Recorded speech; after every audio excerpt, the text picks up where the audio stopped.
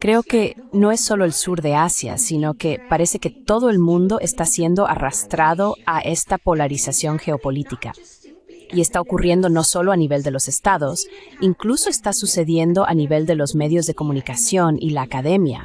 Es casi como si la gente estuviera siendo empujada a tomar una postura, o eres pro-China o anti-China, pro-Occidente o anti-Occidente. Así que hay esta polarización que está ocurriendo en todo el mundo, pero ciertamente es muy silenciosa.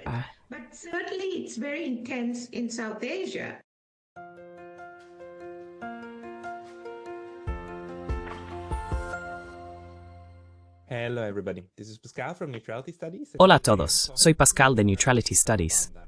Y hoy estoy hablando con la doctora Asoka Bandaraj. La doctora Bandaraj es una politóloga de Sri Lanka y autora del libro Crisis en Sri Lanka y el mundo, en el que analiza los orígenes coloniales y neoliberales de los problemas económicos y políticos de su país. También argumenta que los mismos mecanismos mantienen a gran parte del mundo en desarrollo en un estado de pobreza y lucha interna constante. Hablé con la doctora Bandaraj hace casi 2 años sobre su libro, y hoy queremos hacer una actualización sobre lo que ha estado sucediendo en y alrededor del sur de Asia y las promesas inciertas del nuevo mundo multipolar para los pequeños estados. Dr. Bandaraj, bienvenida de nuevo. Muchas gracias por invitarme de nuevo, lo aprecio mucho. Muchas gracias por volver a conectarte. Escribiste un artículo recientemente que me enviaste y lo publiqué en mi Substack sobre cómo se ve el mundo para los estados más pequeños alrededor de los grandes gigantes de India y China. Aunque el mundo multipolar y los BRICS tienen muchas promesas, la experiencia de Sri Lanka sugiere que debemos ser un poco cautelosos. Quiero decir, no todo es color de rosa y amoroso. ¿Podrías explicar un poco lo que has expuesto allí?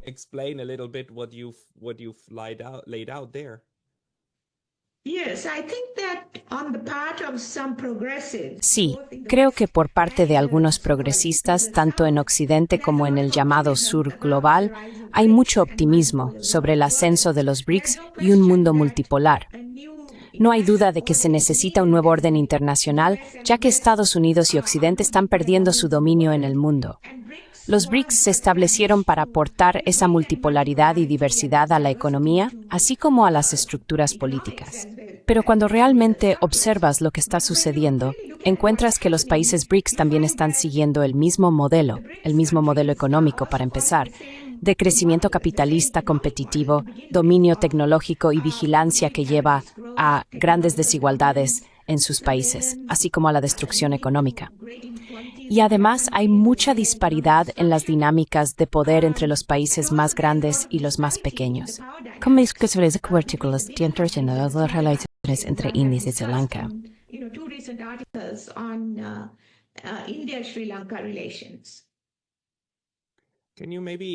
¿Puedes dar ejemplos de esta relación entre India y Sri Lanka, en los que creas que las dinámicas de poder simplemente no se prestan a un mundo más justo?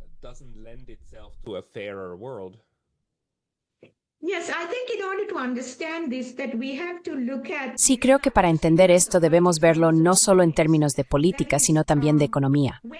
Cuando los países están en situaciones económicas difíciles, como la crisis en Sri Lanka en 2022, se vuelven dependientes de poderes más grandes. Hay literatura sobre esto, sugiriendo que la crisis económica de 2022 en Sri Lanka, especialmente el impago, podría haberse evitado. Había préstamos bilaterales disponibles, pero en cambio, Sri Lanka fue presionada para optar por un rescate y reestructuración del FMI, lo que esencialmente alejó a Sri Lanka de la esfera de influencia de China hacia el dominio occidental y del FMI. Así que cuando un país está económicamente necesitado y esencialmente de rodillas, otras potencias pueden venir y hacer demandas a cambio de los préstamos y la ayuda que se otorgan.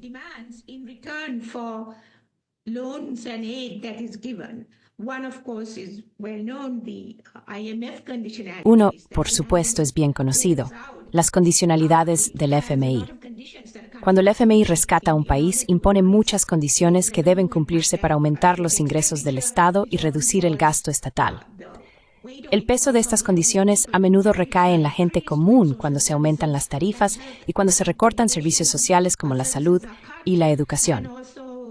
Además, la privatización de sectores estatales puede llevar al desempleo de las personas que trabajan en esos sectores, con muy pocos beneficios económicos reales para el país. Esto ha sucedido no solo con el FMI, sino también con India. India proporcionó algo así como un paquete de rescate de 4.000 millones que incluía intercambios de divisas, intercambios comerciales y préstamos, permitiendo a Sri Lanka comprar productos esenciales que le faltaban en ese momento, esencialmente de India.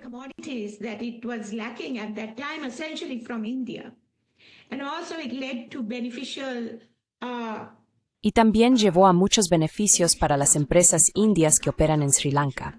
India ha utilizado esta influencia para hacer muchas demandas a Sri Lanka. Algunos de estos recientes memorandos de entendimiento que se han firmado con India también se deben al creciente poder económico de India sobre Sri Lanka. Entonces, un país que se encuentra en una situación económica difícil y por lo tanto dependiente de poderes externos, también puede llevar a la pérdida de su soberanía, independencia política y amenazas a su seguridad nacional. ¿Qué es lo que estamos comenzando a ver en la relación Indo-Sri Lanka, especialmente con la firma de un acuerdo de defensa entre Sri Lanka e India?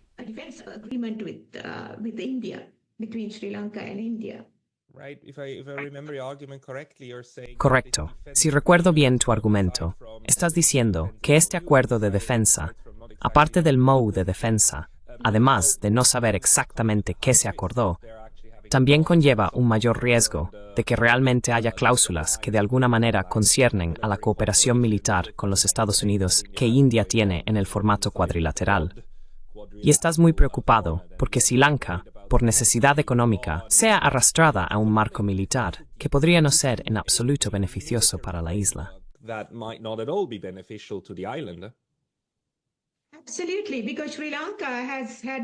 Absolutamente, porque Sri Lanka ha tenido una tradición de ser un Estado no alineado y ha sido un líder del movimiento de países no alineados en el pasado. Pero en lugar de equilibrar estos diferentes poderes que están tratando de tener control sobre Sri Lanka, ahora Sri Lanka está siendo incorporada como parte de la alianza cuadrilateral de la que India forma parte.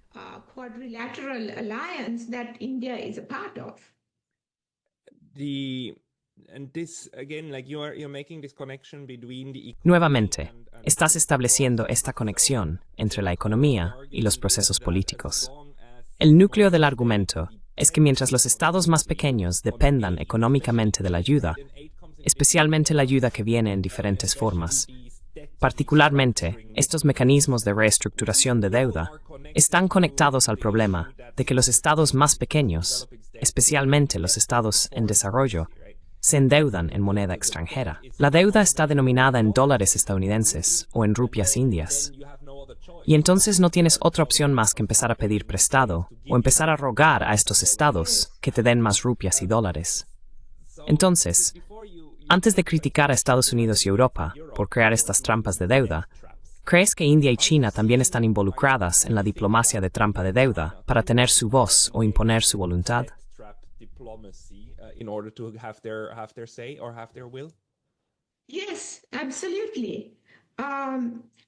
Sí, absolutamente.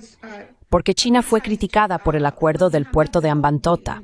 El puerto de Hambantota, que está en una ubicación estratégica, fue arrendado a los chinos por 99 años. Aunque tal vez no fue una conversión directa de una deuda como un pago de deuda. Sin embargo, fue un acuerdo que se hizo por la necesidad urgente de Sri Lanka de estar en una posición endeudada y necesitar más divisas. Y ciertamente con India es lo mismo. Quiero decir, la necesidad económica es que estaban que fue muchos de hecho estos acuerdos, tal de conexión, incluyendo la red interconectrica con India, un oleoducto, un producto de petróleo, sucesivamente disponible. Pero si estos proyectos tienen que seguir adelante con ellos.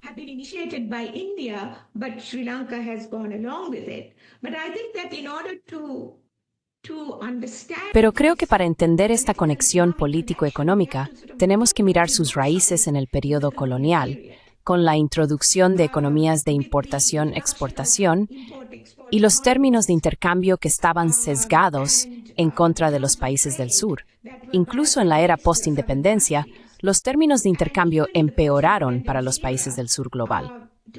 Luego tienes el movimiento de los no alineados. El movimiento de los no alineados no fue solo un fenómeno político, donde los países excoloniales querían mantenerse al margen de la Guerra Fría y los dos grupos opuestos, sino que realmente estaban pidiendo nuevos caminos de desarrollo económico, el derecho de estos países a seguir sus propios caminos de desarrollo.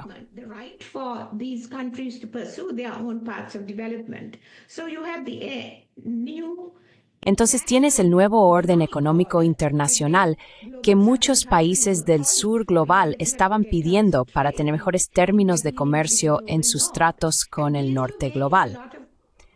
Y estos estaban siendo discutidos, ya sabes, bajo la Conferencia de las Naciones Unidas sobre Comercio y Desarrollo.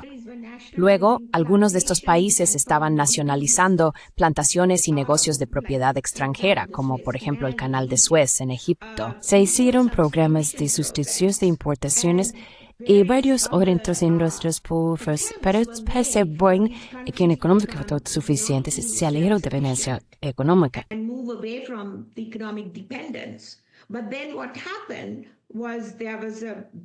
Pero luego lo que sucedió fue que hubo una reacción en contra de esto. El movimiento de países no alineados y sus intentos de lograr tanto la autonomía política como económica y la lucha colectiva avanzaron desde la década de 1960 hasta finales de los 70 aproximadamente. Y luego tienes el neoliberalismo que fue introducido y hubo una especie de sabotaje de esos primeros esfuerzos de descolonización. Países como Sri Lanka fueron incorporados al neoliberalismo con la desregulación, la privatización, recortes en el bienestar social y un verdadero impulso hacia la producción para la exportación. Así que muchos de los problemas que estás viendo hoy se derivan de estos desarrollos históricos.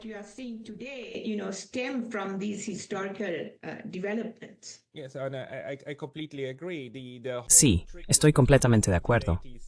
Todo el truco en los años 60, 70, 80, 90 y principios de los 2000 fue alejarse del control político directo hacia un control indirecto. Ya sabes, nuevamente, con la trampa de la deuda, ¿verdad? Con la capacidad de abrir el flujo de dinero o cerrarlo, y dependiendo de cuál elijas, la política en el país se ajusta y cambia. Y por cierto, cuando eso no funcionaba en ciertos países, Estados Unidos a menudo simplemente intervenía directamente, como en Chile, donde el señor Allende fue derrocado, ¿verdad? Cada vez que un país cambia el modelo social, eso será contrarrestado directamente, porque los modelos sociales y políticos están directamente conectados. Ahora nos estamos moviendo hacia este nuevo mundo, donde tenemos más jugadores. Así que, en teoría, esto debería dar a estados más pequeños como Sri Lanka más opciones para negociar acuerdos comerciales beneficiosos. Pero la realidad, al menos hasta ahora, no está del todo ahí. ¿O crees que Sri Lanka está ahora en una mejor posición para intentar obtener acuerdos beneficiosos con sus socios?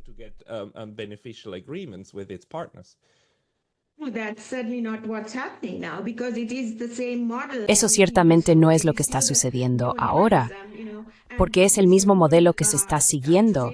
Sigue siendo neoliberalismo, ya sabes. Es el mismo modelo económico que persigue el lucro por encima de la protección ambiental y social. Nuevos actores están surgiendo, pero sigue siendo el mismo modelo de neoliberalismo. Margaret Thatcher había dicho que no hay alternativa al neoliberalismo, pero eso realmente necesita ser cuestionado en este momento tan crítico en el mundo. Hay una aceptación de este modelo particular de desarrollo tecnológico y capitalista como una especie de don divino.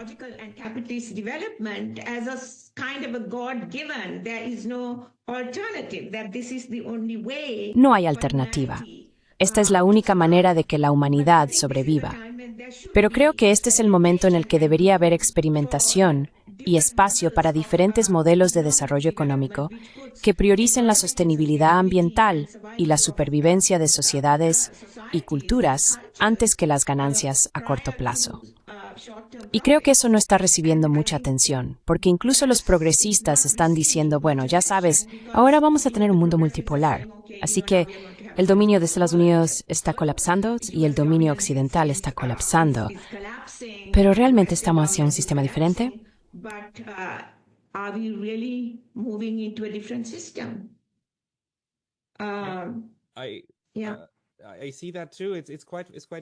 Yo también lo veo. Es bastante interesante. Tenemos estados que ahora en este mundo multipolar tienen diferentes lógicas económicas internas. Un experto chino señaló una vez que China es una economía de mercado, pero no un estado capitalista, porque el capital no tiene poder político dentro de China. La élite política tiene el poder político y a veces incluso destruye industrias y sectores prósperos, o los reprime si deciden que esto es socialmente injusto, inoportuno o obsoleto.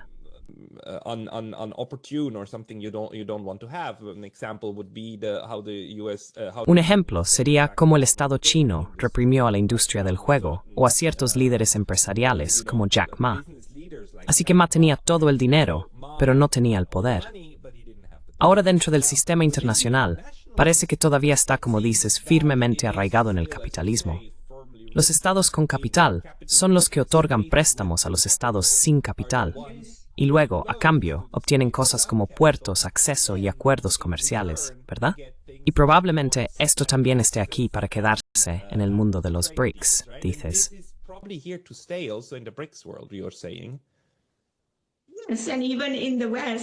Sí, e incluso en Occidente el Estado está trabajando muy de cerca con la élite multimillonaria. Quiero decir, hay una convergencia de los intereses de ambos. Así que no es simplemente que, ya sabes, hay un mercado libre y el Estado no está involucrado. Eso realmente no es el caso. En ambos casos, las estructuras de poder político y económico están trabajando juntas. Así que creo que por eso realmente necesitamos hablar sobre imaginar un tipo diferente de mundo. Y la otra cosa es que este crecimiento tecnocapitalista en sí mismo necesita serse cuestionado. Y eso realmente no se está cuestionando en los círculos de políticas.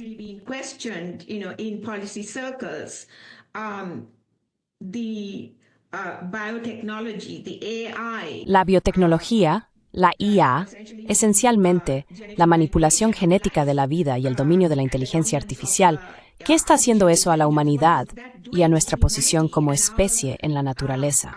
¿Realmente hay un futuro para la humanidad y la vida en la Tierra al perseguir este crecimiento tecnológico y de mercado no regulado y desenfrenado? Así que hay algunas preguntas filosóficas muy fundamentales que necesitan plantearse. Y bien, es el momento de hacerlo. ¿Dónde ponemos los límites en términos de crecimiento tecnológico, en términos de crecimiento corporativo? ¿Y quién haciendo estas preguntas?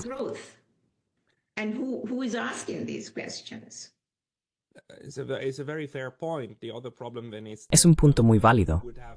El otro problema entonces es quién tendría el poder para realmente, ya sabes, cambiar el sistema. El problema es que el sistema se mantiene vivo a sí mismo. Por eso, es un sistema en primer lugar. Pero déjame preguntarte sobre lo que está sucediendo en el sur de Asia, en realidad, porque hemos visto muchos cambios políticos, ¿verdad? Sri Lanka, Bangladesh y Pakistán han tenido un cambio de régimen en los últimos 2 o 3 años. Todos parecen estar de alguna manera conectados con Estados Unidos e India y la lucha entre ellos. ¿Podrías explicar un poco sobre la situación del sur de Asia en 2025?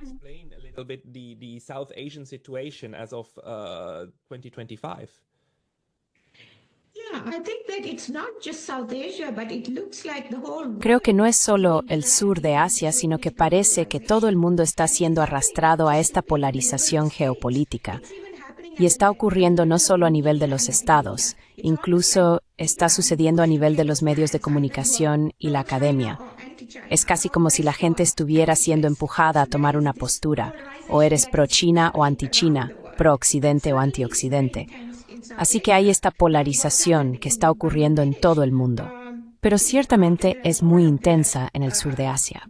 Como lo que ha sucedido en Bangladesh, después de la caída del último régimen, el régimen de Sheikh Hasina, hubo mucho descontento, especialmente por la conexión de la red eléctrica con India, y el nuevo gobierno ha estado buscando apoyo de China, al igual que Myanmar.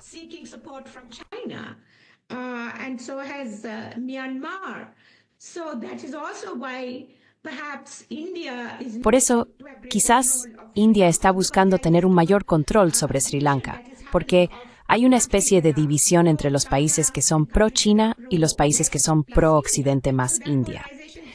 Esta polarización es realmente perjudicial para la paz en la región porque también está llevando a la militarización del Océano Índico. Acabo de leer que un barco pakistaní fue detenido al intentar entrar en aguas de Sri Lanka. No tengo todos los detalles. Solo vi los titulares porque a India no le gustó. Así que ya sabes, esto realmente está intensificando esta polarización y el desarrollo de la nueva Guerra Fría.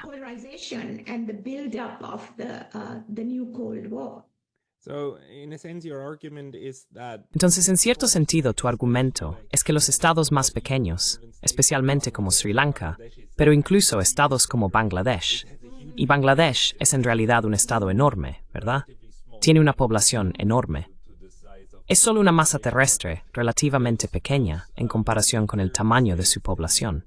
Pero esos estados más débiles necesitan hacer un esfuerzo activo para no alinearse y decirle a todos: miren, voy a irme de China y de India, y de los Estados Unidos también, por cierto, y luego tomar una postura respecto. Wow.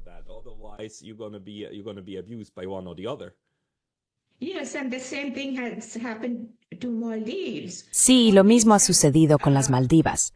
Las Maldivas intentaron implementar un programa de India fuera, pero luego, ya sabes, eso realmente afectó al comercio turístico. Y las Maldivas han vuelto a recibir asistencia económica de India. Así que sí. Y también hoy en día hay poca conexión entre los estados más pequeños entre sí, porque ese también era el modelo colonial. La relación era con los países imperiales y la periferia. Y los países periféricos no tenían tanta conexión entre ellos. Aunque durante el periodo de descolonización y el movimiento de países no alineados, realmente hubo un florecimiento de estas conexiones entre ellos. Y creo que eso realmente necesita desarrollarse más, especialmente en este momento de transición hacia un nuevo orden mundial.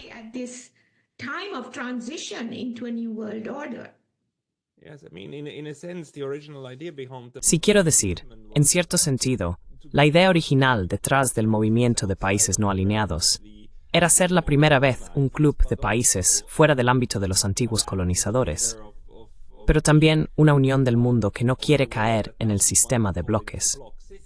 Y como estamos viendo ahora, no tenemos un sistema de dos bloques, sino que parece que se está formando un sistema de múltiples bloques. Entonces, en cierto sentido, lo que se necesita es una alianza de los estados más pequeños que quieren nadar entre ellos y una alianza neutral para tener algún contrapeso a eso.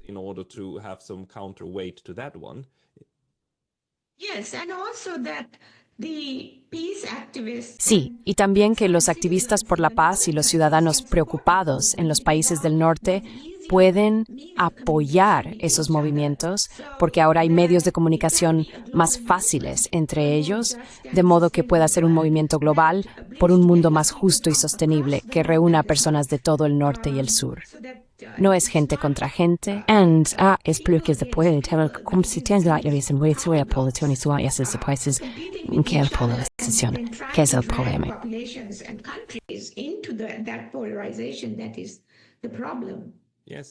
Sí, sin la arquitectura centrales no están cambiando.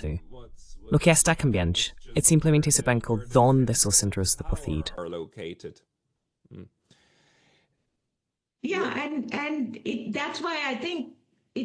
Sí, y por eso creo que es importante tener conversaciones sobre esto y que cada vez más personas entiendan lo que está sucediendo y desarrollen redes de apoyo. Además, ya sabes, los discursos son importantes. Desafortunadamente, las Naciones Unidas también han caído bajo el control de intereses corporativos, porque de lo contrario sería el lugar lógico para tener algunos de estos tipos de conversaciones y esfuerzos. Por ejemplo, la declaración para hacer del Océano Índico una zona de paz fue una declaración que se hizo en las Naciones Unidas y fue encabezada por Sri Lanka. Muchas de las declaraciones del nuevo orden económico internacional también surgieron a través de las Naciones Unidas. Así que, ya sabes, tiene que haber un foro global para estos esfuerzos, que de alguna manera existía en los años 60 y 70, pero no tanto hoy en día.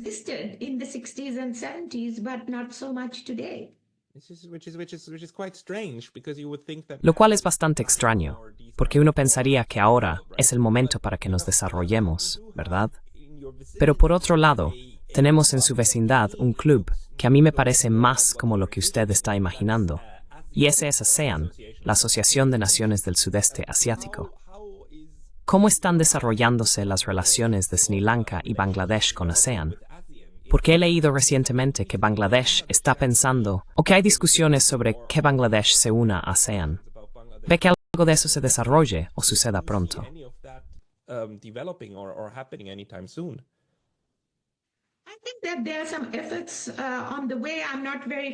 Creo que hay algunos esfuerzos en marcha, no estoy muy familiarizado con eso, pero también estaba la SAARC, la Asociación de Países del Sur de Asia, que realmente se ha vuelto muy débil y prácticamente inexistente, al menos según mi conocimiento.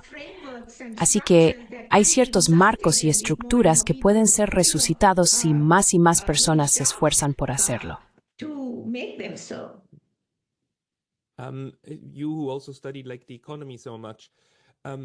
También estudiaste mucho la economía.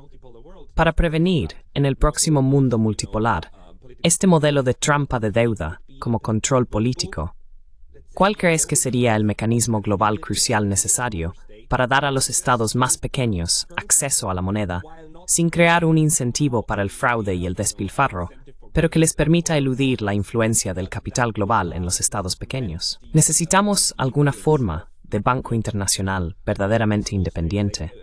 Necesitamos tal vez el desarrollo de cierta infraestructura monetaria para tener acceso a los intercambios. ¿Qué es lo que falta que todavía lleva a los países a los brazos de uno u otro proveedor de dinero?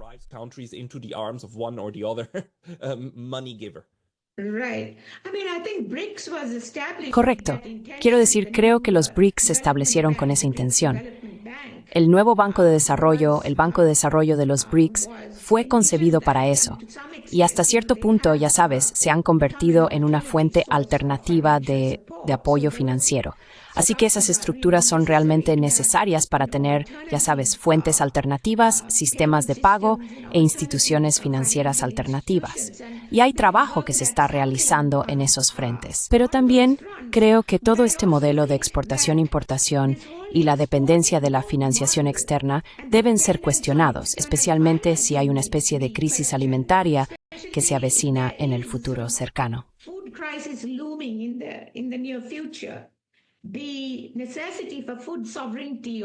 La necesidad de la soberanía alimentaria o la autosuficiencia alimentaria en los países donde eso es posible es crucial. Creo que la mayoría de los países son capaces de proveerse a sí mismos, pero están siendo empujados hacia este modelo de exportación-importación. Por ejemplo, en la Estrategia de País Integrada para Sri Lanka, que fue redactada por Estados Unidos, hay un esfuerzo deliberado para evitar la sustitución de importaciones y promover la producción para la exportación. Ese es el caso, ya sabes, con el FMI, el Banco Mundial y todas las instituciones dominantes que siempre han impulsado eso.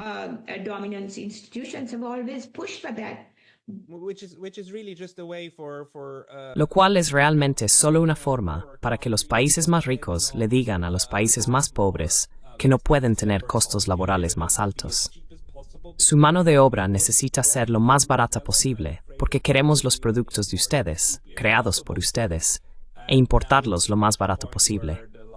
Y ahora hemos llegado al punto en que el más grande, el líder, incluso se queja de que esto no es justo. Crea un desequilibrio, que es como, sí, está integrado en el sistema, estás obteniendo más de lo que pones. Pero luego, quiero decir, así de lunática es la situación.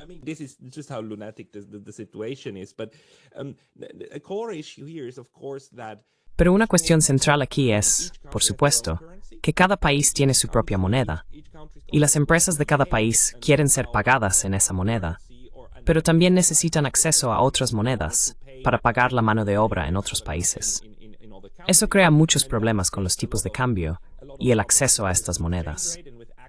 ¿Crees que si tuviéramos un mecanismo de intercambio globalmente aceptado para que las monedas se intercambiaran fácilmente entre sí, ayudaría? Tenemos eso en cierto grado, pero no a un nivel masivo.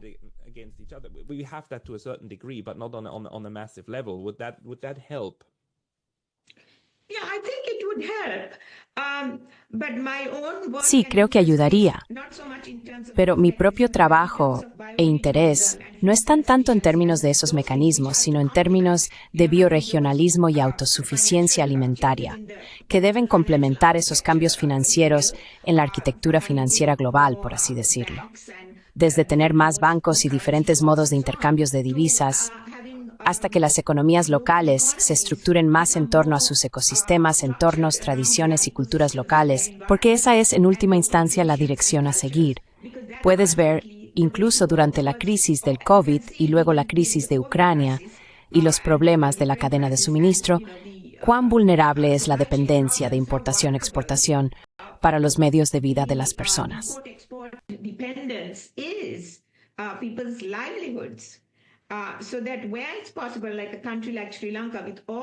De modo que, donde sea posible, como en un país como Sri Lanka con todos estos recursos, pueda volverse más autosuficiente. Esto no significa que deba ser un sistema autárquico sin ningún tipo de conexión con el mundo más amplio. Pero, por supuesto, eso requiere cambios en los valores y cambios en el modelo económico fundamental, donde el énfasis no esté tanto en el crecimiento de las exportaciones y el beneficio únicamente, sino también en la autosuficiencia y los medios de vida de las personas. Esa es otra cuestión importante, la creación de medios de vida que ahora está realmente afectada por la IA, incluso en el sur global. Y eso debe tenerse en cuenta en la formulación de políticas económicas, no simplemente para desplazar a las personas. Proporcionar a las personas medios de vida es esencial para su identidad como seres humanos y su supervivencia. Así que tiene que ser una especie de replanteamiento muy fundamental de la economía.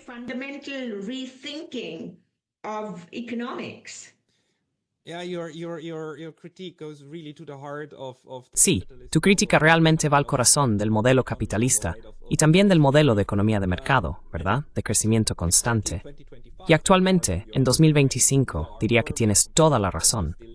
Quiero decir, estamos firmemente, completamente, totalmente aún inmersos en el modelo económico que hemos llegado a llamar capitalismo, que viene con todos sus altibajos. El modelo de los BRICS y el mundo multipolar sigue siendo un modelo globalizado. Todavía se basa en la idea de crecimiento a cualquier precio. En realidad, no veo ningún movimiento hacia el cambio de eso. Creo que incluso los estados BRICS, China, Brasil, India, están bastante contentos con los fundamentos. No están cuestionando los fundamentos. Están cuestionando los mecanismos a través de los cuales se realizan los fundamentos. Y tu argumento es que para estados más pequeños, como Sri Lanka, eso en realidad no es una estrategia ganadora a largo plazo.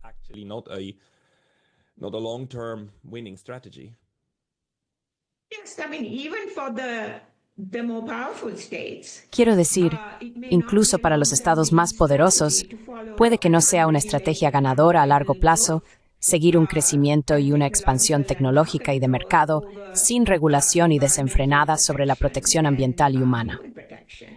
Así que es un problema existencial para la humanidad en general y la vida en el planeta. No es solo para los países del sur. Ellos lo sienten más porque no pueden competir al mismo nivel en el sistema existente.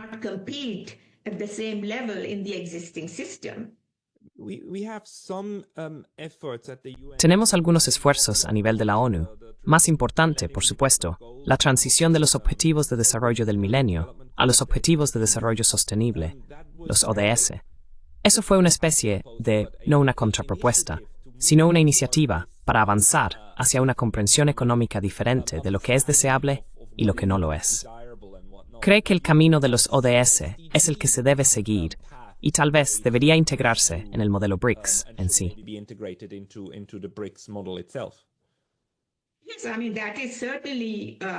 Sí, quiero decir, eso es ciertamente mucho más progresista que el crecimiento no regulado y el neoliberalismo, porque el modelo de los ODS, al igual que algunas de las otras iniciativas basadas en la ONU, habla de las 3 P, beneficio, personas y planeta, así que al menos incluye a las personas y al planeta, no solo al beneficio. Eso es definitivamente un paso adelante. Incluso si estamos hablando de la regulación de las corporaciones y de poner ciertos límites de crecimiento, Eso es ciertamente mucho más avanzado que lo que tenemos, que es una especie de forma depredadora de capitalismo.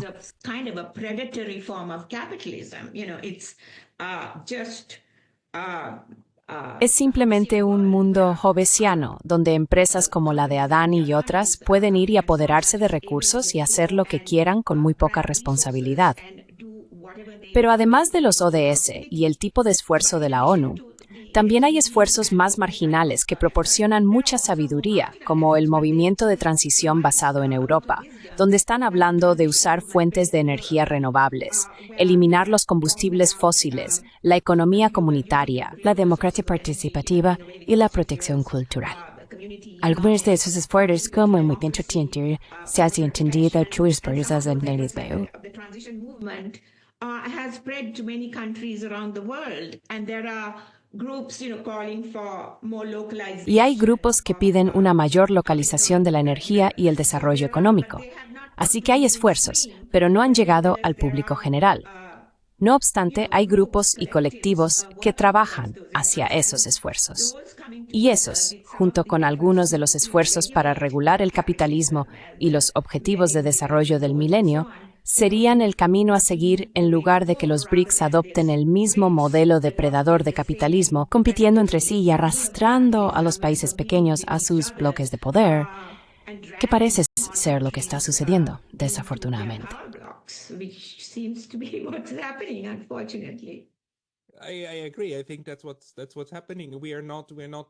Estoy de acuerdo. Creo que eso es lo que está sucediendo.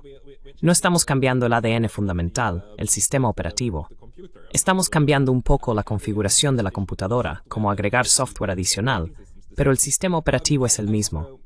No sabría cómo abordar eso. Pero creo que es una muy buena pregunta, porque si el sistema operativo no cambia, entonces no se puede esperar que el resultado o la forma en que funciona el sistema tenga características fundamentalmente nuevas, ¿verdad? ¿Ves tal vez como última pregunta, a dónde irías para buscar tener este debate global? Ya mencionaste a las Naciones Unidas, pero sabemos que las Naciones Unidas también son muy lentas y están muy bloqueadas políticamente.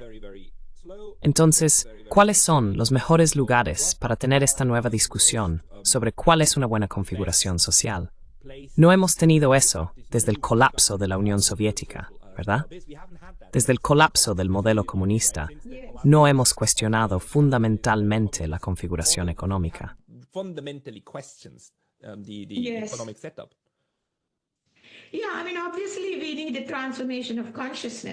Sí, quiero decir, obviamente necesitamos la transformación de la conciencia y tiene que suceder en todos los diferentes sectores, desde la academia hasta los medios de comunicación, la religión, la democracia electoral, la política, ya sabes. Tiene que suceder en muchas arenas diferentes y tiene que comenzar con cada individuo. Ahora, había un documental, no sé si lo has visto, llamado Mañana, que fue realizado por 2 videógrafos franceses. Esto fue hace algunos años. Solía mostrar esto en mis clases. Y es inspirador que, de hecho, hay personas que están tratando de poner en práctica esta visión de un nuevo mundo, que es más justo y más sostenible, en sus lugares de trabajo, en sus comunidades, en sus escuelas, por ejemplo, comenzando en el sistema de escuelas primarias.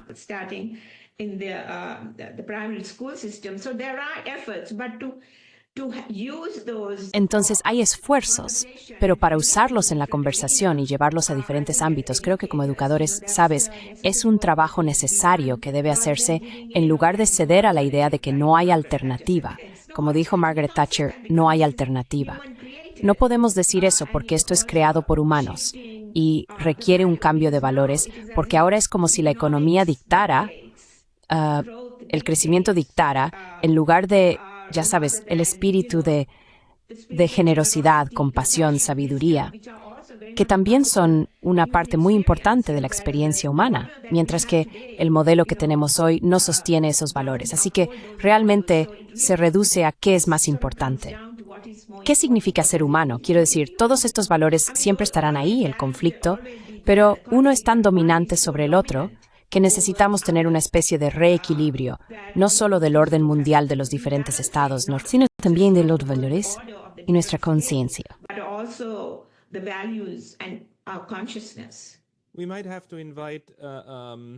Es posible que tengamos que invitar a Bután a esta discusión, porque quizás sean los más progresistas en cuanto a ideas políticas sobre cómo reenfocar nuestra atención en los temas más importantes de la vida, con su modelo de felicidad nacional bruta. Fue una discusión muy interesante, y te agradezco por señalar estos temas, que incluso en un mundo multipolar, todavía tenemos que trabajar. Si la gente quiere encontrar tus escritos, ¿a dónde debería ir? To visit your yard at Mititia Web, Goblulite, Bovandaro.go, go a your betaitai. Most of my work is there. Yeah. Pondré ese enlace en la descripción para que puedas encontrarlo allí. Señora Asoka Bandarage, muchas gracias por su tiempo hoy. Thank you, Pascal. Really Gracias, Pascal. Realmente aprecio que me hayas invitado a tu programa y muchas gracias por el trabajo que estás haciendo porque estás ampliando la discusión y llevándola a audiencias más grandes. Así que es un trabajo muy importante. Gracias. important work. Thank you. Intentaremos ampliarlo e intentaremos incluir a la sociedad civil, porque es tarea de la sociedad civil pensar en los próximos 100 años de desarrollo global. Gracias. Gracias.